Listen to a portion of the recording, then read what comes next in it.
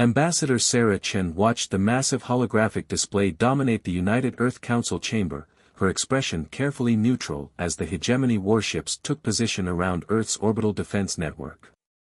The alien vessels resembled massive crystalline structures, their surfaces refracting sunlight in dazzling patterns that belied their deadly purpose. Beside her, Admiral James Rodriguez's weathered face remained impassive, though his fingers drummed a quiet rhythm on the council table. The hegemony's ultimatum had arrived 3 days ago. Submit or face extinction. A tale as old as civilization itself, though their ancestors could never have imagined it playing out among the stars. "They're hailing us again," announced the communications officer, her voice steady despite the tension filling the chamber. "Put them through," Chen replied, straightening her midnight blue diplomatic uniform.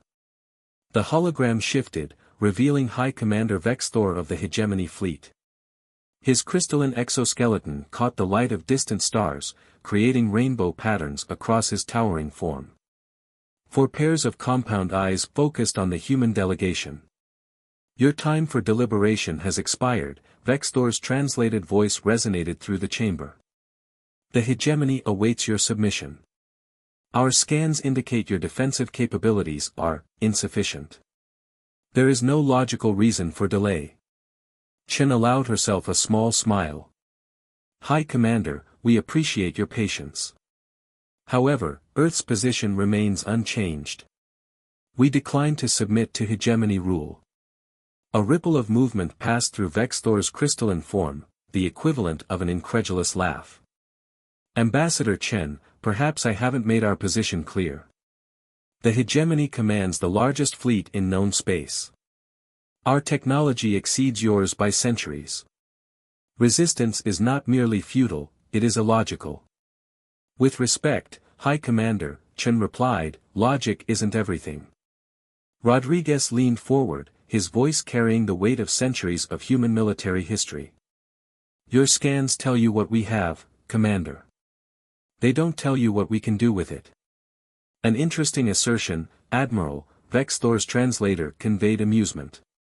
"The hegemony has subjugated 37 spacefaring civilizations. Each believed they had some hidden advantage. Each fell within days."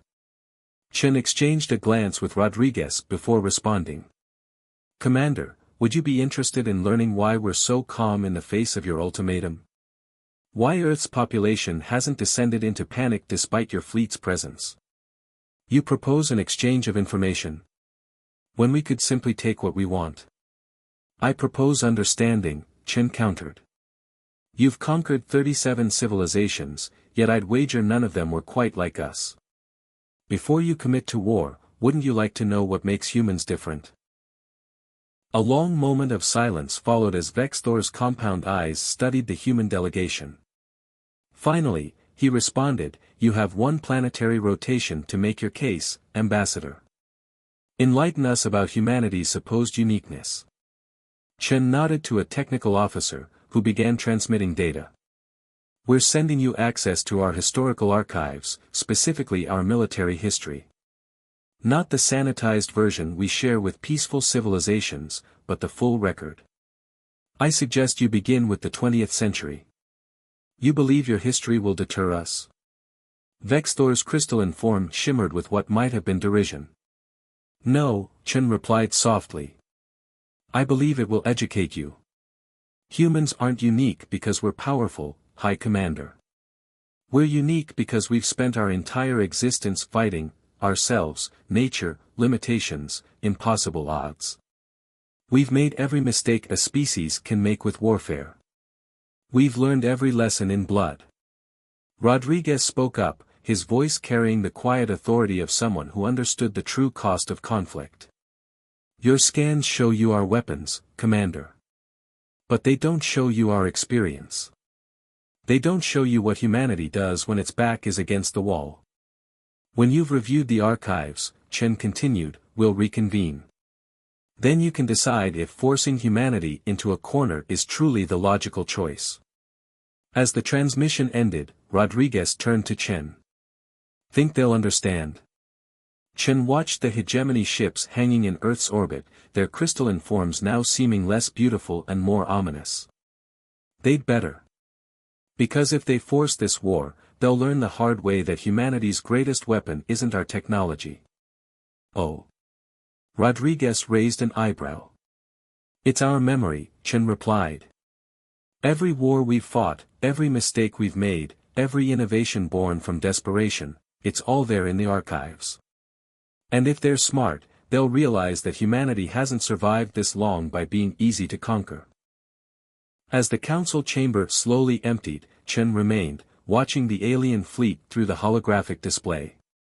Tomorrow, the hegemony would learn why humans met their ultimatum not with fear, but with grim determination. They would learn about the species that had turned warfare into an art form, then spent centuries trying to ensure they'd never have to use that knowledge again. But if they had to, every human knew they would. Because if humanity's violent history had taught them anything, it was that survival sometimes meant bearing the burden of being exactly what their enemies feared they were. High Commander Vexthor stood motionless in the hegemony flagship's data chamber, his crystalline form reflecting the countless holographic displays surrounding him. Each screen showed a different fragment of human history, each more disturbing than the last. Behind him, his senior analysts worked in silence, processing the vast archive humanity had shared. Impossible, he whispered, watching as primitive human aircraft dropped devices that turned cities into infernos. These recordings, they destroyed their own cities. Strategic analyst Karval approached, her crystalline form dimmed with concern. Confirmed, Commander. The humans call it World War II. But that's not the most disturbing part. These events. They're barely a fraction of their military history. A new hologram materialized, showing trenches stretching to the horizon, filled with soldiers wielding primitive projectile weapons. The humans called it World War I. Vexthor watched as chemical weapons drifted across battlefields, as men in primitive breathing apparatus fought through clouds of poison. They adapted, Karval noted, her voice carrying a hint of reluctant admiration. Every weapon used against them, they learned to counter. Then improve upon. Then defend against. Show me their nuclear development, Vexthor commanded. The holograms shifted, displaying the devastating power of atomic weapons. 2 cities vanished in flashes of artificial suns. But what caught Vexthor's attention wasn't the destruction, it was what came after. They didn't stop, he observed. After witnessing such power, they developed more. Stronger weapons. Better delivery systems. But. He paused, analyzing the data. They never used them again. Not at that scale. Fear, Karval suggested. They feared their own weapons. No, a new voice interrupted. Cultural analyst XRA stepped forward, her form pulsing with excitement. Not fear. Understanding. Look at their cultural development after each major conflict. The displays shifted again, showing art, literature, music, all born from the ashes of war. Memorials built not to glorify victory, but to remember loss. Treaties and organizations designed to prevent conflict, even as weapons development continued. They don't fear war, XRA explained. They respect it. Every conflict taught them something. They built weapons that could destroy their world, then built systems to ensure they wouldn't have to use them. Vexthor moved closer to a display showing modern human military exercises. Their current technology is inferior to ours. Their ships are primitive compared to hegemony vessels. Yet they show no fear, Karval finished. Because their strength isn't in their technology, Commander. It's in their experience. Another analyst approached, carrying new data. Commander, we've analyzed their response patterns to existential threats. The results are concerning. Explain, Vexthor demanded. The humans exhibit a unique characteristic. When faced with overwhelming force, they don't simply fight harder, they innovate. Their most significant technological leaps occurred during periods of extreme pressure. They call it, necessity is the mother of invention. Vexthor absorbed this information, his crystalline form dimming in thought. Show me their current military doctrine. The holograms shifted one final time, displaying Earth's defense networks.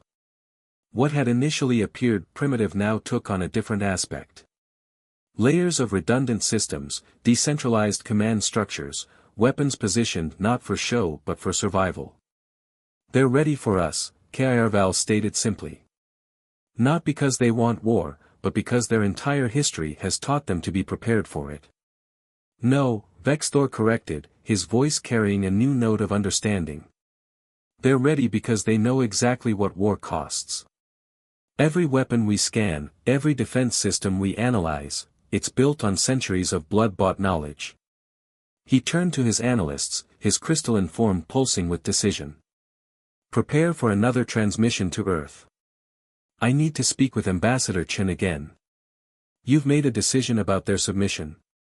Kairval asked. Vexthor's form flickered with what might have been amusement. No, strategic analyst. I need to ask them questions. Many questions. Because I'm beginning to understand that the hegemony has never faced a species that has spent its entire existence learning the art of survival.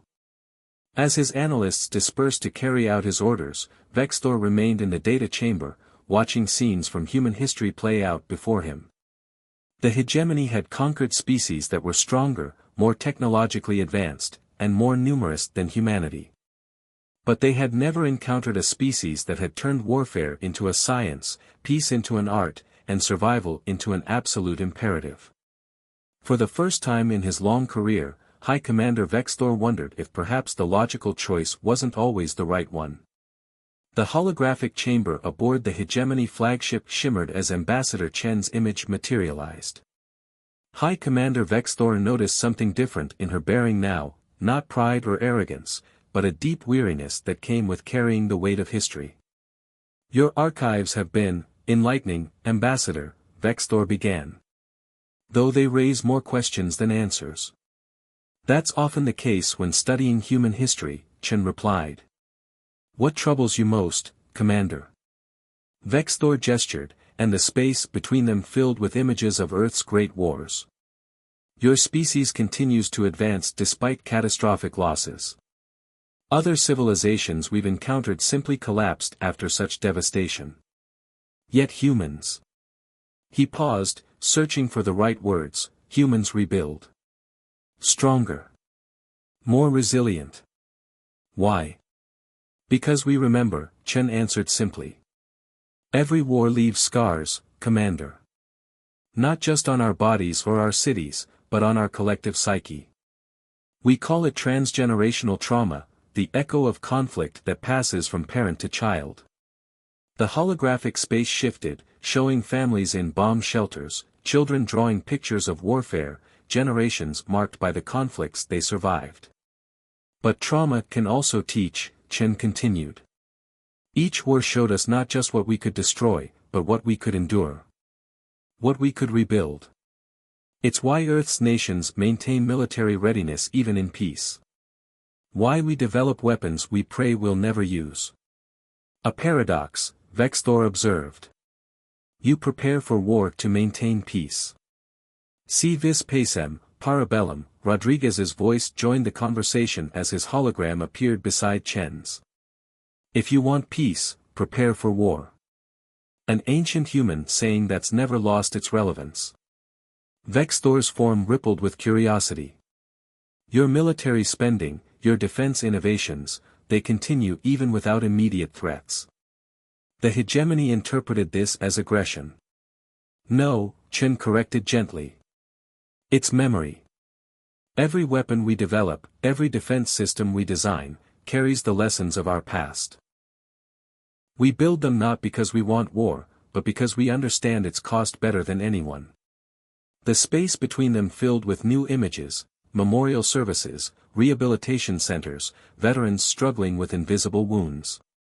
This is the price of victory, Chen explained. The toll it takes on those who fight, on those who wait at home, on the societies that send their children to war. Yet you would fight us, Vexthor stated, not as a threat but as an observation. If we must, Rodriguez replied, his voice carrying the weight of centuries of military tradition. Not because we want to, but because humanity learned long ago that sometimes the only thing worse than fighting is not fighting when you should. Chen stepped forward, her hologram seeming to grow more solid. We've shared our military history with you, Commander, not to boast of our prowess but to help you understand what you're considering. The hegemony has conquered many worlds, but you've never faced a species that has spent its entire existence learning from conflict. You believe this makes you unconquerable? Vexthor asked. No, Chen smiled sadly. It makes us understanding of exactly what war costs. Both sides. Always. That's why we met your ultimatum not with fear but with an invitation to learn. Because if you force this conflict, you won't just be fighting our weapons or our soldiers. You'll be fighting every lesson humanity has learned about survival, every innovation born from desperate necessity, every strategy refined through centuries of blood and fire. The holographic chamber fell silent as Vexthor absorbed her words. Finally, he spoke, his translator struggling to convey the complexity of his tone. The hegemony has never retreated from a conquest attempt. Perhaps, Rodriguez suggested, that's because you've never before encountered a species that understood the true cost of victory. As the human holograms faded, Vexthor remained in the chamber, watching the endless parade of human conflict and resilience play across the displays. For the first time in his long career, he found himself considering not just whether the hegemony could win, but whether victory itself might come at too high a price. The price humanity had already paid, time and time again, written in blood across the pages of their history. The mood in the United Earth Council chamber had shifted. What began as a diplomatic exchange had evolved into something more precarious as the hegemony fleet's position changed, their crystalline ships forming new attack patterns above Earth's atmosphere. Ambassador Chen studied the tactical displays, her expression grave. They're moving into strike formation. As expected, Admiral Rodriguez replied, his eyes tracking the enemy vessel's movements. The hegemony's pride won't let them simply withdraw. They need to test us. The massive holographic display showed Earth's orbital defense grid powering up in response to the hegemony's repositioning. Not with panic or haste, but with the practiced precision of a system designed by those who understood the cost of being unprepared. Incoming transmission, announced the communications officer. High Commander Vexthor's image materialized, his crystalline form radiating what could only be described as frustrated determination. Your history is impressive, humans. Your resilience, noteworthy. But the hegemony cannot appear weak. You understand this, yes? We understand pride, Commander, Chen responded carefully. We also understand its price. Then you know what must happen next. Rodriguez stepped forward. We do. But before you commence your demonstration, I suggest you check your tactical analysis of our orbital grid again. Carefully this time. Vexthor's form shimmed with what might have been amusement. Your technology is centuries behind ours, Admiral. Your defensive capabilities are exactly what we wanted you to see, Rodriguez interrupted. Tell me, Commander, in all your studies of human history, what lesson did we learn most thoroughly? The chamber fell silent as understanding flickered across Vexthor's crystalline features. At that moment, Earth's primitive defense grid transformed. Hidden emitters activated, revealing layers of technology that had been carefully masked. Quantum shields materialized, their patterns unlike anything in hegemony records. Weapon systems that had appeared dormant came alive with energy signatures that caused the alien sensors to scramble. Deception, Vexthor whispered. You showed us what we expected to see. The art of war is based on deception, Chen quoted. Another ancient human saying. We didn't share our military history to brag, Commander. We shared it to warn you. Every conflict taught us something. including the value of being underestimated. The hegemony ship's formations wavered as their sensors tried to process the true extent of Earth's defenses. What had appeared to be a primitive planetary shield was revealing itself as a complex, multi-layer defense system incorporating technologies that shouldn't have been possible at humanity's development level. How? Vexthor demanded. Your technological level is exactly what it needs to be, Rodriguez finished. We learned long ago that survival doesn't always mean having the biggest weapons. Sometimes it means having the ones your enemy doesn't expect. A demonstration then, Vexthor declared, his pride still warring with his growing uncertainty. If you insist, Rodriguez replied calmly. But first, let me show you one more thing we learned from our history. At his signal, the orbital grid activated a targeted electromagnetic pulse, precisely calibrated to the hegemony ship's crystalline structure. Not enough to damage them, just enough to demonstrate that humanity understood exactly how to do so. That pulse was at 2% power, Rodriguez explained quietly. A warning shot, you might say. The next one won't be. Vexthor's image flickered as his ship's systems recovered. You've been studying us as we studied you. Of course, Chen nodded. While you were learning about our past, we were learning about your present. Your crystalline technology is impressive, but like everything, it has weaknesses. Weaknesses that humanity's experience with warfare helped us identify very quickly. The hegemony fleet hung motionless in Earth's orbit, caught between pride and pragmatism. Vexthor's form shifted through various crystalline patterns as he processed this new reality. The hegemony does not retreat, he stated, though his tone had lost its earlier certainty. No one's asking you to retreat, Commander, Chen replied softly. We're asking you to learn from our history instead of forcing us to repeat it. The choice between pride and wisdom is one humanity has faced many times. The survivors were those who chose wisely. As the tension in the chamber reached its peak, everyone present understood they had reached the moment of truth. The hegemony would either learn from humanity's bloody history, or they would become part of it. The next 12 hours aboard the United Earth Council station marked the longest diplomatic negotiations in human history.